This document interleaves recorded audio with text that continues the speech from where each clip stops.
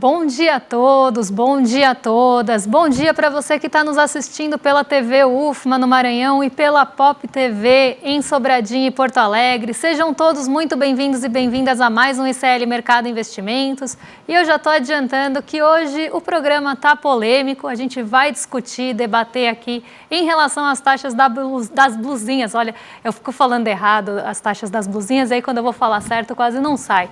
A gente vai falar sobre a tal das taxas das blusinhas e a gente vai também falar de um outro assunto bastante aí polêmico no programa, mas temos outros assuntos para tratar com vocês. A gente vai falar da inflação por extrato de renda que ficamos devendo de ontem para vocês, mas vamos passar aí pelos principais assuntos do dia. Outro assunto polêmico é o vazamento de dados aí da entrevista, na verdade vazamento da entrevista para o mercado financeiro antes dela ser veiculada na Record, entrevista aí do presidente Lula, só para todo mundo estar na mesma página. Então temos dois assuntos bem polêmicos e temos atualizações aí de dados para vocês.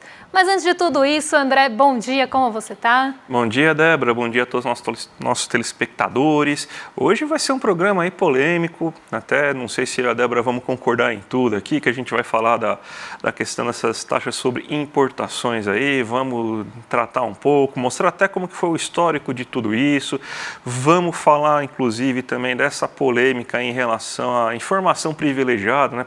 O mercado vazando informação, um recorte que só ele era beneficiado em relação a isso, vamos tratar de tudo isso, mas já vamos começar então com a nossa agenda, né? Porque a gente tem aí alguns dados aí que vão sair hoje, aí a Débora vai explicar certinho aí o que deve sair aí no dia de hoje, aí, o que vocês devem esperar em relação a isso. Bom, hoje no Reino Unido e na zona do euro saíram dados de inflação ao consumidor e núcleo, ambos de junho, então já temos a leitura final da inflação na Europa de uma forma geral. Aqui no Brasil, o maior ponto ali de agenda é o IGP-10 de julho, medição da FGV. Em seguida, a gente tem dirigentes do Fed, do Banco Central dos Estados Unidos, se pronunciando hoje. Então, o presidente do Fed de Richmond participa de uma mesa redonda e o presidente do Fed, o diretor, do Fed, do Banco Central dos Estados Unidos, o Christopher Waller, participa de um evento institucional. Hoje também saíram os dados de produção industrial de junho nos Estados Unidos, dado que deu aí uma mexida com o mercado, mas isso é assunto para daqui a pouquinho. E a gente tem aí na sequência alguns outros pontos. Mas o que fica mesmo no radar, a agenda do Brasil ela está mais esvaziada e o mercado ele está olhando com um pouco mais ali, quase com uma lupa mesmo. O mercado pegou uma lupa e está olhando o fiscal bem de perto.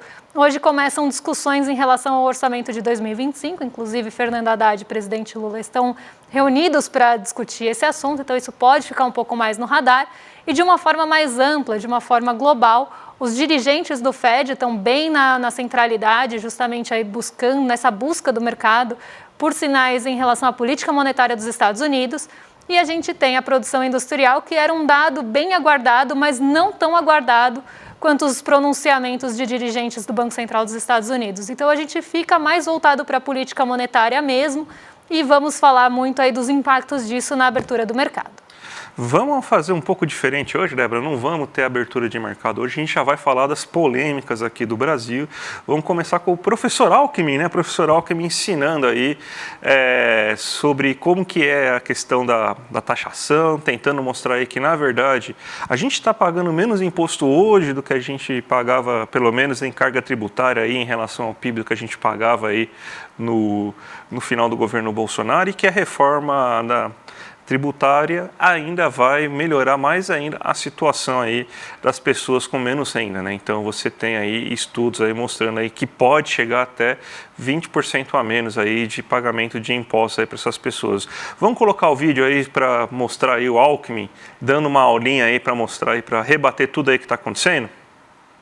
A gente tem visto nas redes sociais nos últimos dias muitas críticas à pessoa do ministro Fernando Haddad sobre taxação, novos impostos. A gente sabe que algumas dessas críticas não são só do ministro. Por exemplo, as compras internacionais até $50 foi uma pauta muito defendida pelo ministério que o senhor dirige.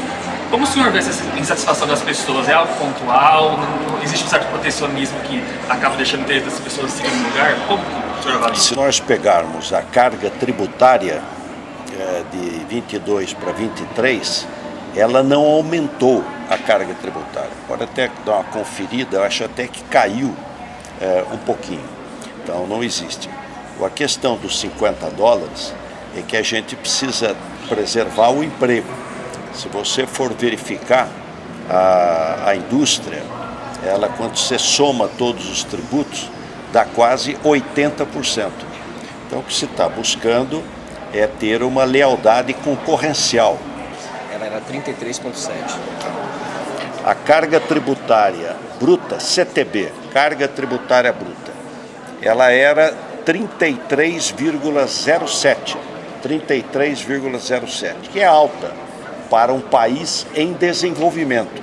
Ela não só não aumentou no governo do presidente Lula, como caiu. Ela caiu ano passado para 32,44. Então não teve nenhum aumento de carga tributária, pelo contrário, até reduziu 0,6%. Mas com relação, com base nesses números, então você acha que essas críticas são injustas? Como é que é? Ou é uma percepção assim que vai mudar com o tempo? Não, tem um fato importantíssimo que é a reforma tributária. Então a reforma tributária simplifica, você substitui 5 impostos de consumo, IPI, PIS, COFINS, ISS e ICMS, por um IVA dual, ela simplifica, ela desonera completamente exportação, ela desonera completamente investimento. Agora, alguns querem enganar. Então, como se está discutindo reforma tributária, dizer que aumenta o imposto. Não, não tem aumento nenhum. Nós estamos simplificando, transformando 5 tributos sobre consumo num imposto de valor agregado. E estamos fazendo isso com 40 anos de atraso. Essa que é a realidade. Já devia ter feito há 40 anos atrás. Então, carga tributária no governo do presidente Lula, ela caiu de 33,07 para 32,44. O senhor já viu os memes? Então, a gente tem aqui a explicação aí, mostrando, inclusive, aí que toda aquela chuva de memes aí, injustificada, né? Tudo isso porque taxou as blusinhas, né? A gente vai até discutir um pouco aí. A Débora, inclusive, preparou aí um material para ir, mostrando aí qual que foi a linha do tempo em relação a essa importação sobre...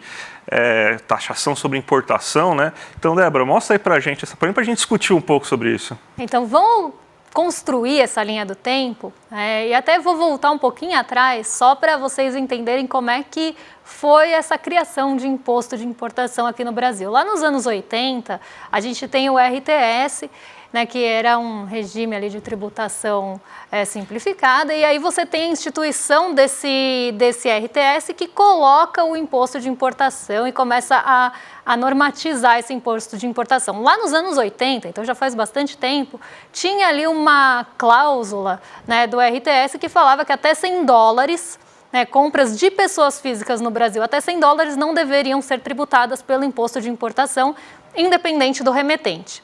Em 99, então, aí alguns anos depois, né, quase 20 anos depois, a gente tem uma portaria, na verdade, do Ministério da Fazenda e ali na verdade é uma portaria mesmo, e você tem essa especificação de que as compras que deveriam não ser tributadas seriam com o remetente de pessoa física para o remetente de pessoa física no Brasil. Então, compras até $50 enviadas de pessoas físicas para as pessoas físicas, então como se fossem presentes, não deveriam ser tributados. Mas as compras de pessoas jurídicas, então de sites, e aí a gente nem está falando de sites, mas compras feitas no exterior, né, de uma pessoa jurídica, então de uma loja, essas deveriam ser tributadas. Então, a gente tem essa primeira mudança em relação à tributação e ao remetente da compra, né? Então, quem que está enviando aqui para o Brasil. Só que tem toda uma discussão de que se essa portaria, se esse regimento do Ministério da Fazenda era superior à lei anterior, enfim, tem toda uma discussão. Mas o imposto de importação, apesar de toda a discussão, o imposto de importação ele já existia. O que acontecia no passado, né? Quando a gente tinha ali uma fiscalização difícil, porque chega um contingente bem grande de compras do exterior. E a fiscalização ela não era tão ágil para conseguir ver todos os pacotes, ainda mais aqueles pacotes pequenos que chegam normalmente da China. É um volume muito grande de pacotes pequenos. Então, você tem ali uma movimentação grande e, sem um avanço tecnológico, era impossível fiscalizar tudo aquilo. Conforme a gente vai tendo um avanço também na fiscalização, com modernização e tudo mais, começam a ver que tinham muitos pacotes que eram enviados como pessoa física para pessoa física aqui no Brasil, numa tentativa de burlar esse imposto de importação, e começaram a ver que isso acontecia com frequência. Então, os lojistas, vamos pensar assim, enviavam os pacotes como se fossem pessoas físicas aqui para o Brasil para tentar passar pelo imposto de importação. E isso foi percebido, né, com esse avanço da fiscalização, mas o imposto sempre existiu. E aí começaram a tributar esses pacotes, porque viam que não era ali uma pessoa física, eram lojas que mandavam vários pacotes aqui para o Brasil. E aí começa a ter uma ideia de que foi instituído o imposto de importação, que na época era 60%. E isso traz um burburinho bem grande, mas aqui a gente vê a linha do tempo. No dia 25 de março de 2022, a Receita Federal começa a mirar os sites de compras estrangeiros. Em 15 de março de 2023, os parlamentares começam a pedir para o Haddad o fim do contrabando digital por meio do e-commerce. O que eles chamam aqui, entre aspas, de contrabando digital era justamente essa forma de burlar que vinha principalmente desses pequenos pacotes da China que eram enviados como pessoas físicas. Em 11 de abril de 2023, o governo começa a mirar essas empresas, até porque a Shein e a Shopee começam a inundar aqui nosso mercado, e eles começam a estudar, acabar com essa isenção de importação até $50, porque tinha toda essa burla, vamos pensar assim. Em 18 de abril de 2023, o governo recua e mantém a isenção das compras internacionais. Passa a ser cobrado o ICMS, né, pelos estados, então a gente começa a ter essa alíquota de 17% de ICMS, e aí no dia 30 de junho, então faz praticamente um ano, que o governo criou as regras das compras internacionais online, que é o que a gente chama hoje de Programa Remessa Conforme. Então vamos continuar aí na linha do tempo, porque ela é longa. Depois a gente começa a ter, né, em julho, as regras do Remessa Conforme, e alguns varejistas chineses aderem ao Remessa Conforme. Os primeiros são a Shein e o AliExpress. E a Remessa Conforme é o que normatiza ali que as remessas até $50 vindas do exterior, independente do remetente, seriam isentas. No dia 23 de agosto, a gente vê que sobe para 30% as compras internacionais declaradas, segundo a Receita. Então, um pouquinho antes já estava com um aumento de 20% nas compras internacionais, e em agosto elas sobem para 30%. E aí a gente começa a discussão se deveria ou não tributar pelo menos 20% dessas compras internacionais até $50. A Shopee entra no Remessa Conforme em outubro, e o Alckmin fala que o próximo passo seria sim taxar essas compras internacionais, porque cresceu muito o volume de importações aqui no Brasil. Seguindo aí a nossa linha do tempo, começa a ter o programa Mover, o projeto de lei que criava o programa Mover, e o relator inclui a isenção das compras internacionais no Mover. Então, isso foi até considerado um jabuti, né, que foi enfiado ali no programa Mover para ser votado junto, e essa isenção, né, essa fim da isenção, entra junto ao Mover aí para ser discutido. E ele recebe apoio, no dia 14 de maio ele recebe apoio. Dia 23 de maio, o Lula fala em vetar a taxação de compras caso ele passasse no Mover, mas ele sinaliza que poderia ser negociado. Em 28 de maio, a Câmara aprova a taxação dos 20% para compras internacionais, aqui com uma grande pressão, a gente não pode esquecer, do setor varejista. E aí o Pacheco, no dia 29, adia essa votação de compras internacionais no Senado. Então ela passa na Câmara, mas quando ela chega no Senado, ela é adiada. Então vamos aí, porque a linha do tempo está acabando, mas ela ainda tem algumas coisas que aconteceram. Então a gente tem depois o relator retira a taxa das brusinhas, porque me corrigiram aqui, falaram que eu falei errado, que seria brusinhas e não blusinhas, que estava certa lá no começo. Então a taxa das blusinhas ela é retirada e a votação é adiada. E aí o Lira ameaça não votar o mover se fosse excluída a taxa das blusinhas. Então tem essa briga ali dentro do próprio Congresso. E depois o Senado aprova, sem contagem de votos, as taxas das blusinhas em 20%. Então vamos seguir aqui por uma forma simplificada. Lá no começo era 60%, mas as pessoas burlavam. Conforme a gente tem um avanço tecnológico, um avanço da fiscalização, começam a perceber que tinha essa burla no imposto e começam a cobrar o imposto que deveria ser pago quando era comprado de uma pessoa jurídica de uma loja lá fora. Até porque é muito difícil de fiscalizar todos os pacotes e aí começam a conseguir também fiscalizar todos os pacotes. Muitos acabavam passando ali.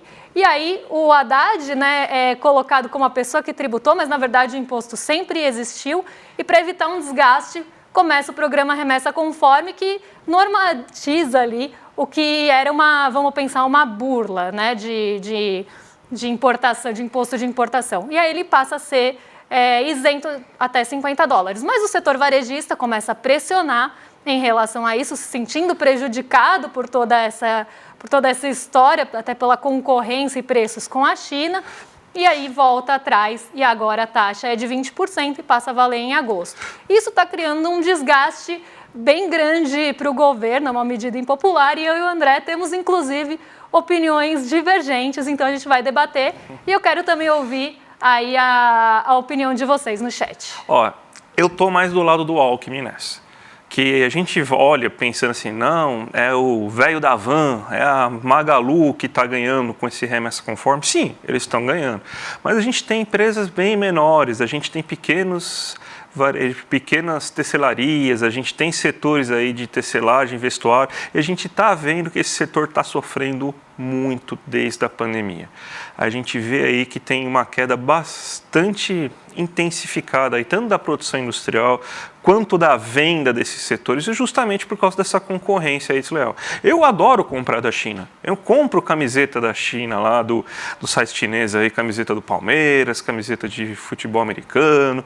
Eu adoro isso, mas eu sei que isso aí deveria ser taxado. Por mais que eu goste, que eu ache, é uma vantagem. É mais ou menos assim, era ilegal o que estava sendo feito e se foi regulamentado. Então, não é porque era legal, você na verdade estava fazendo uma maracutaia, algo ilegal, e isso daí afeta realmente a economia brasileira e os outros setores. Então, beleza, era ilegal, regulamentou.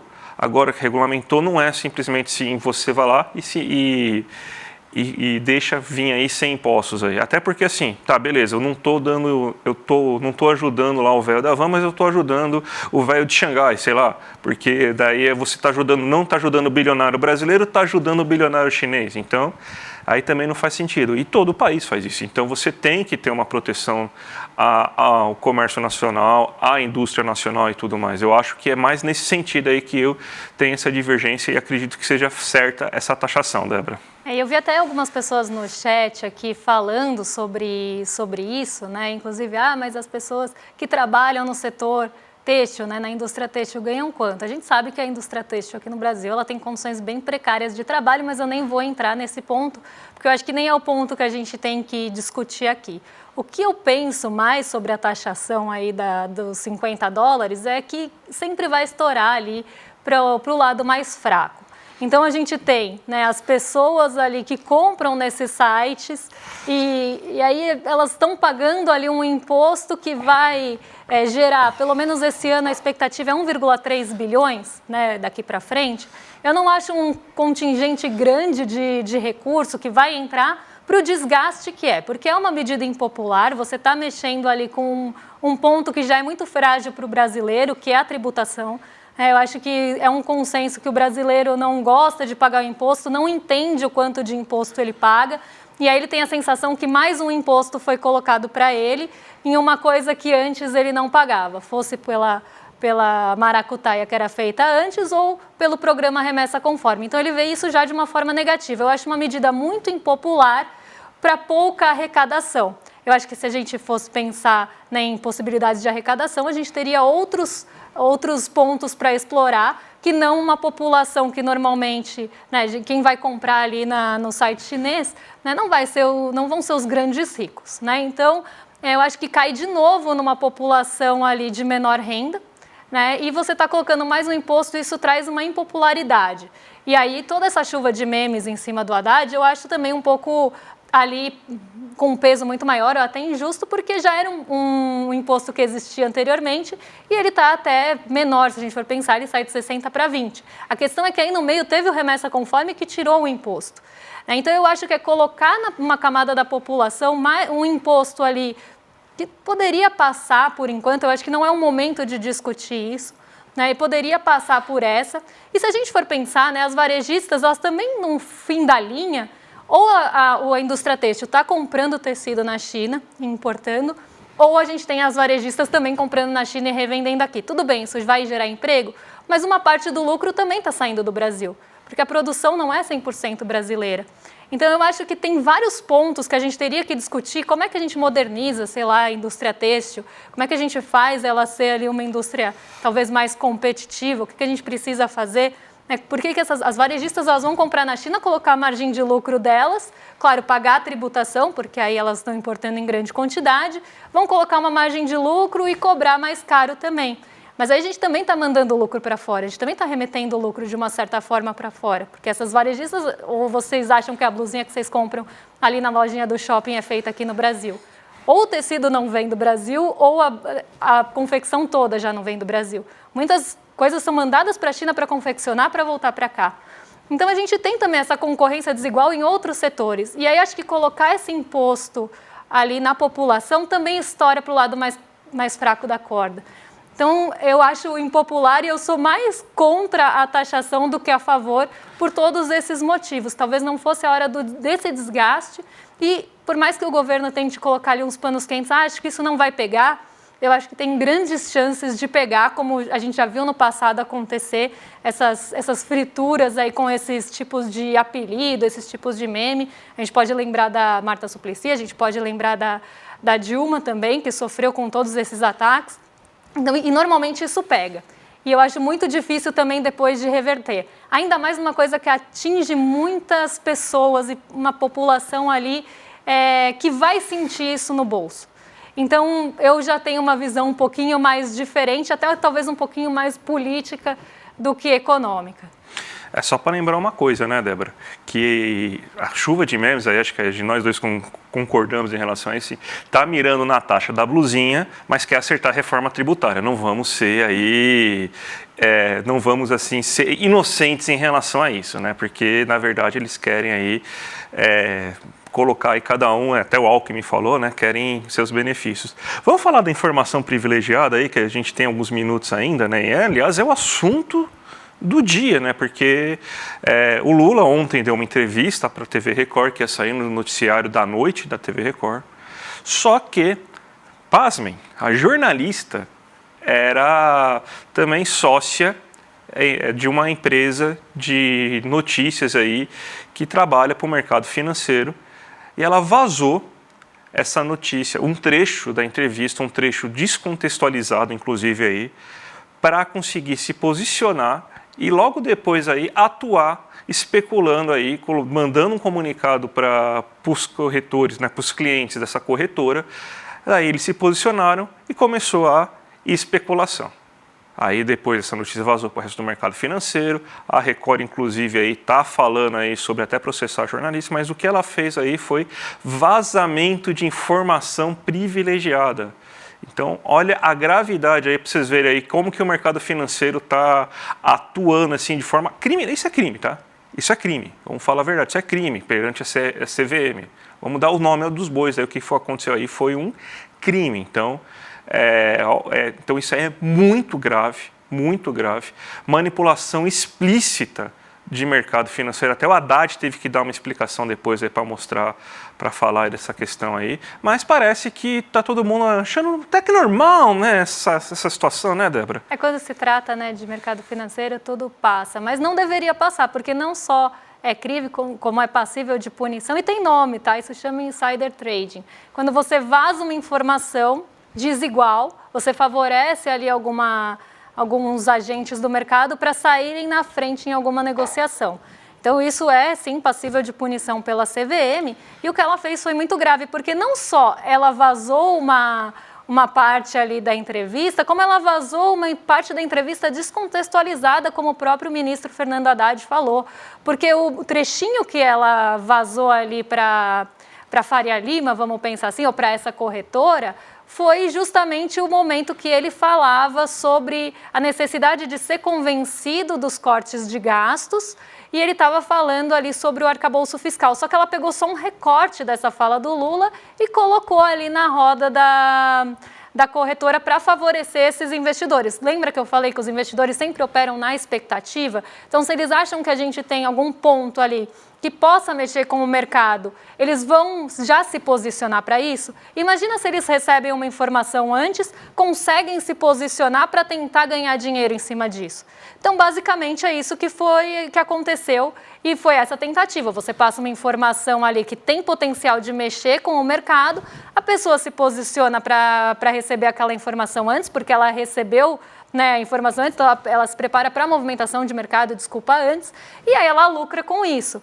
E consegue manipular o mercado com um trecho de uma entrevista que tinha potencial, sim, para mexer. Inclusive, o Lula fala no texto, na parte final do trecho vazado, ele fala que se tem alguma coisa, que o Brasil vai muito bem, mas tem alguma coisa que está fora do lugar, é os juros, né? E essa parte a gente sabe que bate ali naquela discussão do Roberto Campos Neto, que fez com que o dólar, né, avançasse, não só criticar o Banco Central, mas também criticar essa parte fiscal de ser convencido sobre o corte de gastos. Então, vazou a parte que tinha mais potencial de mexer com as variáveis brasileiras, e aí o Haddad teve que vir a público. Isso foi vazado um pouquinho antes do Haddad falar. Ele veio a público e defendeu que isso estava descontextualizado, que tinha mais coisa a ser dita, e tinha mesmo. E aí foi num momento, inclusive, que a nossa bolsa estava zerando as perdas, né? Então, ontem a gente viu mais um dia de dólar avançando ali, mas no começo do dia, depois ele conseguiu arrefecer, mas por um movimento mais internacional, e a nossa bolsa estava bem perto do 0 a 0 nesse momento. E aí, com a fala do Haddad, as coisas conseguiram ficar mais calmas. Então, aqui a gente vê nessa tentativa mesmo de correr na frente e de usar uma informação privilegiada para ganhar dinheiro, que no final era o que eles queriam. Só para não deixar o nome da pessoa aí que fez essa atitude aí, a Renata Varandas é o nome da jornalista que vazou a informação privilegiada aí e especulou e arbitrou no mercado financeiro. Débora, a gente hoje não vai ter abertura, não tem fechamento, tá? Mas vamos chamar nosso público aí para a segunda turma do Empreendedor Mestre. Foi um sucesso, todo mundo viu lá o Despertar Empreendedor, a Débora estava lá, 4.000 pessoas no Vibra aí, foi muito bom. E por tudo isso a gente vai abrir a segunda turma aí, então fiquem ligados. E o Edu, para comemorar a abertura de segunda turma, vai dar uma aula especialíssima, hackeando o sistema.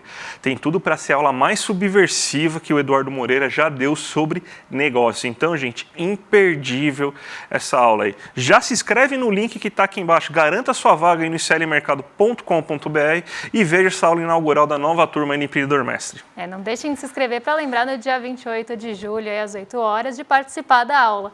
Agora vocês ficam com o Rolê ICL na sequência, com o William De Luca e o Guga Noblar. A gente se despede por aqui, amanhã a gente paga as dívidas com vocês e fala da inflação por extrato de renda. Um beijão e até lá. Até mais, gente. Tchau, tchau. Em fevereiro a gente lançou o maior programa de formação em empreendedorismo e negócios do Brasil, o Empreendedor Mestre. Foram milhares de pessoas que se inscreveram na primeira turma e que ficaram encantadas com o curso. São os melhores professores e professoras das melhores universidades do Brasil ensinando.